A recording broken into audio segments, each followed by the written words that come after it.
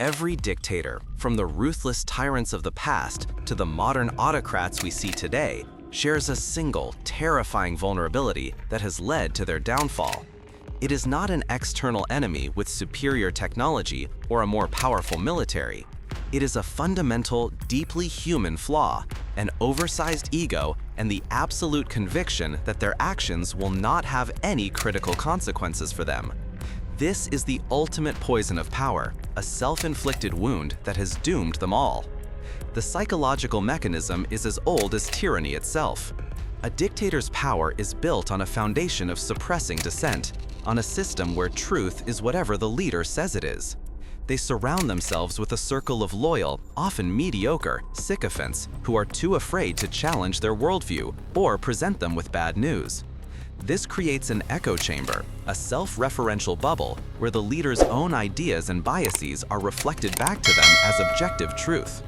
The dictator then comes to believe that this distorted reality is the real world, and they lose the ability to make rational decisions based on accurate information.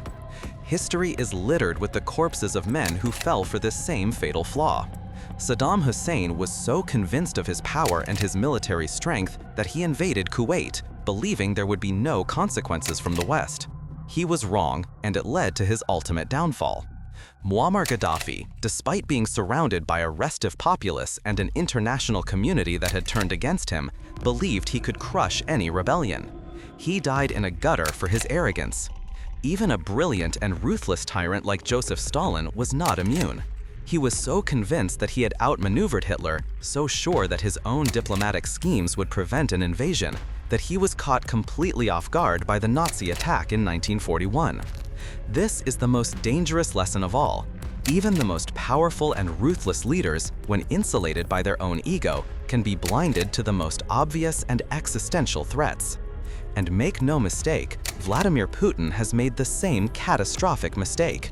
He has spent the last 2 decades building an entire state apparatus designed to tell him what he wants to hear. He has consumed his own propaganda, a worldview that painted Ukraine as a brother nation ready to welcome Russian soldiers with open arms. When he was told that the Ukrainian military would collapse in a matter of days, that the government in Kyiv was a Nazi regime, and that the West was too weak to respond, he believed it. The information he received from his intelligence services and his state media was a distorted reflection of his own desires, not an accurate assessment of the battlefield. This wasn't a failure of intelligence. It was a failure of the system he himself created, a system where he was the one giving the orders, and he was the one receiving the lies. This is the very essence of Putin's main mistake. The decision to invade Ukraine was not a cold, rational calculation based on solid intelligence. It was a deeply personal, impulsive decision based on a flawed worldview and an inflated sense of self-importance. It was a choice born of hubris, and the consequences of that choice are now playing out in the blood and suffering of a brutal war. It's the root cause of all his subsequent failures, from the tactical blunders on the battlefield to the strategic miscalculations that have led to a military and economic catastrophe. The war in Ukraine is not just a clash of armies. It's a tragic, bloody monument to a dictator's fatal flaw. And it's a flaw that is now being tested by another equally unpredictable man. We've discussed the fatal flaw of a dictator, the hubris that leads to self-delusion. But the war in Ukraine has introduced a new and dangerous element to this equation, the collision of 2 such men. This is not a clash of opposing ideologies. It is the chaotic and unpredictable meeting of 2 parallel universes, a paradox that has become the single greatest threat to Vladimir Putin's plans. The psychology of these 2 men is eerily similar. Both Vladimir Putin and Donald Trump see the world as a stage with themselves at the very center. They operate in a self-constructed reality, surrounded by a court of sycophants who reinforce their every belief. They both have a deep distrust of established institutions and an unshakable faith in their own instincts. For Putin, this meant believing his own propaganda about Ukraine. For Trump, it meant believing that he alone could make deals and solve global problems. Both men view the world not through a lens of rational policy, but through the lens of personal power and ego. And for years, this shared worldview gave Putin every reason to believe that Trump was his salvation. He watched as Trump openly criticized NATO, called European allies freeloaders, and promised to pull the United States out of its global security commitments. For a dictator who saw the United States as the single biggest obstacle to his plan to seize Ukraine, this was not just a political gift, it was a lifeline. Putin believed that with Trump in power, the United States would abandon Ukraine, cease its military and financial support, and cut off the critical flow of intelligence. He believed that without the American backbone, Europe would quickly fracture, and he could seize control of Ukraine without a serious fight. He had every reason to think that Trump's victory would be his own. This belief was the cornerstone of Putin's plan. He was convinced that the war in Ukraine, which was bleeding his country dry, would come to a swift end. He was so confident that he believed Trump would not only stop military aid to Ukraine, but would also withdraw US influence from Europe, allowing Russia to exert its power over its neighbors and reshape the world order on its own terms. He was playing a long game, and the election of Donald Trump seemed to be the final, decisive move. But herein lies the great paradox. Putin, a man who believes in a world of rigid power structures, made the mistake of underestimating a man who believes in no structure at all. Donald Trump is not a Russian agent. He is an agent of his own ego. He does not have a coherent pro-Russian strategy.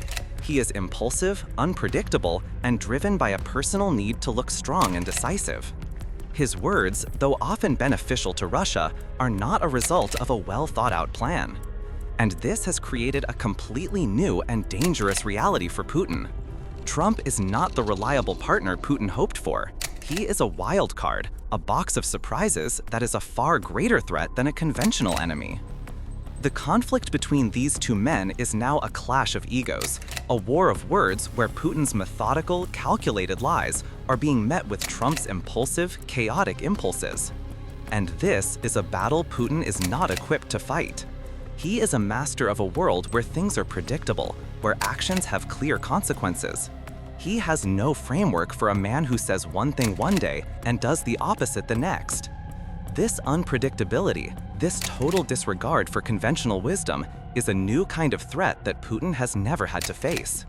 And it is this very paradox, this collision of two self-absorbed worlds, that has become Putin's greatest and most dangerous mistake. We've seen the shared psychology of these two men and the paradox it created.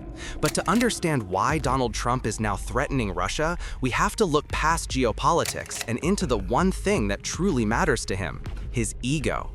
This is the single, unpredictable force that Vladimir Putin completely failed to account for, a blind spot that has turned his most cunning plan into a dangerous disaster. Putin's entire strategy was built on a massive miscalculation. He believed that Trump's pre-election rhetoric was a guarantee of future actions, that he would completely abandon Ukraine and dismantle NATO. But Putin failed to understand that Trump's words are cheap. He says what he needs to say to a particular audience at a particular time. When he says he's a great deal maker, it's not a statement of fact, it's a personal brand. Putin believed that Trump's promise to withdraw from NATO was a long-term strategic plan. Instead, it was a soundbite.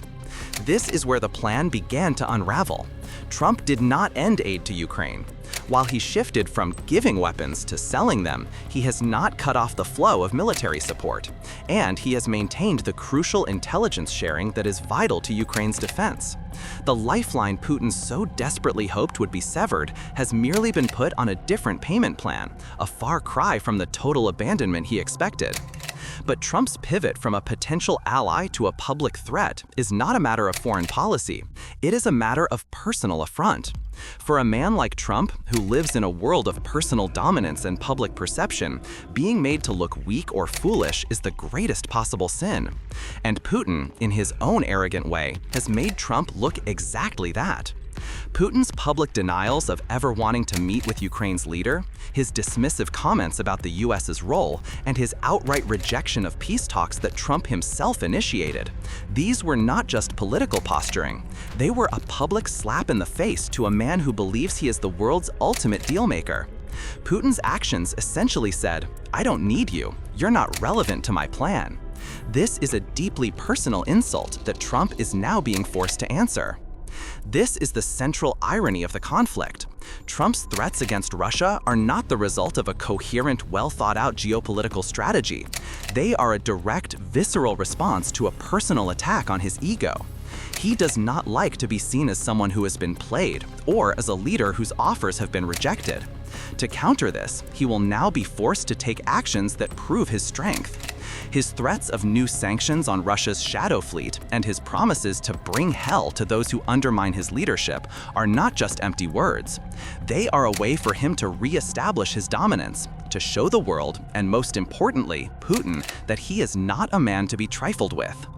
The risk for Putin is that he has misjudged the one thing that truly matters to his opponent: pride. He saw Trump as a fellow dictator, a man who would respect his own ruthless logic. But he failed to see that Trump is not a man of logic, he is a man of impulse. And that impulse, when provoked, is a far more dangerous and unpredictable force than any well-laid plan. The war is no longer a strategic game of chess between two rival powers. It is now a deeply personal vendetta, and Putin has made the mistake of making it personal. The man who thought he was outplaying a rival has instead found himself at the mercy of a far more unpredictable and dangerous enemy, his opponent's ego. And that is a force that, in the history of tyrants, has proven to be the most powerful and destructive of all. We've established that Putin's blunder was to turn a geopolitical conflict into a personal one. Now we're at the most dangerous point of all, the moment when the words of a leader must become actions. Having been publicly humiliated and disrespected by Vladimir Putin, Donald Trump is now under immense political and psychological pressure to respond. This is not a matter of foreign policy. It's a matter of ego and a personal vendetta that is about to be played out on the global stage. Trump's political survival depends on one thing: appearing strong. Putin's recent actions have done the exact opposite. They have made Trump look weak, like a man whose deals are not taken seriously and whose offers of negotiation are publicly mocked. This is a direct challenge to his core identity as a great dealmaker and a tough leader. Trump's response, therefore, will not be a cold, rational geopolitical strategy. It will be an impulsive, personal, and highly public demonstration of power, designed to re-establish his dominance and save face. He has to show the world, and most importantly, his own domestic audience, that he is not a man to be trifled with. The good news, in a way, is that Trump's most effective tools are also his simplest. He does not have the patience for a long-term, complex military strategy. His approach is to find a quick, decisive, and highly public way to inflict pain. And he has a number of such tools at his disposal. The first and most immediate is verbal. He will use increasingly harsh and insulting language against Putin to establish a dominant position. He has already started to do this, but the threats will only escalate. He will likely use a series of ultimatums, demanding concessions from Russia under the threat of a much harsher response. But the real threat lies in the tangible tools he has at his disposal. Putin may believe that he has the upper hand, but he has not accounted for the simple and devastating power of targeted sanctions. We've delved into the dark psychology of two men and the real-world consequences of their collision. But now we must deliver the final verdict on Vladimir Putin's grand miscalculation. The central, tragic irony of this entire story is that Putin's fatal mistake wasn't to underestimate Ukraine or the West. His fatal mistake was to believe he could manipulate a man whose only consistent ideology is himself.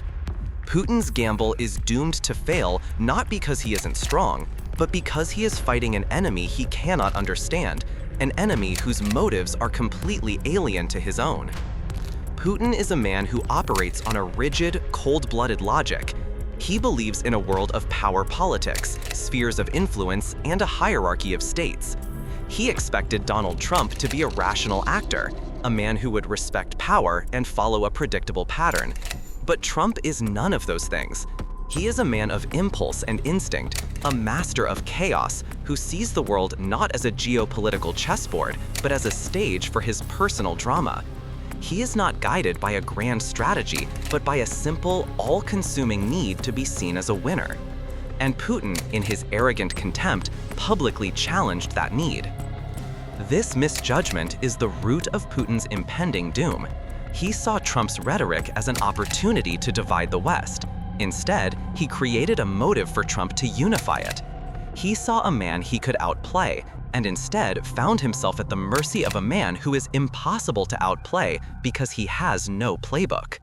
Trump's threats are not about a new foreign policy, they are about re-establishing dominance, and that is a battle Putin is not prepared for. He has spent years building a system that is designed to control every variable, and he is now facing a variable that is completely uncontrollable. The war in Ukraine is no longer just a clash of armies. It is a psychological war, a battle of wills between a man who is losing his grasp on power and a man who is a master of creating his own reality. Putin's inability to control Trump, to predict his actions, and to manipulate him is a microcosm of his larger failure in Ukraine.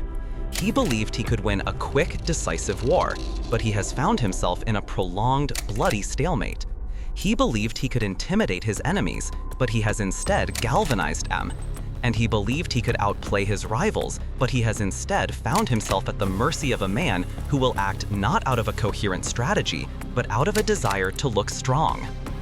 The final verdict is that Putin's gamble is doomed to fail. His entire future now depends on the unpredictable whims of a man who values his own image above all else. This is a final, damning judgment on a leader who believes he is a master strategist, but is in fact a prisoner of his own fatal flaw. The war will not end with a decisive victory for Russia. It will end when the cost becomes too high for the Russian state to bear, and that cost is now being driven not by a unified Western front, but by the unpredictable, impulsive, and deeply personal ego of a single man. The war is lost, but the tragedy is that the final act is not yet written, and the price of Putin's pride is one that the entire world will have to pay.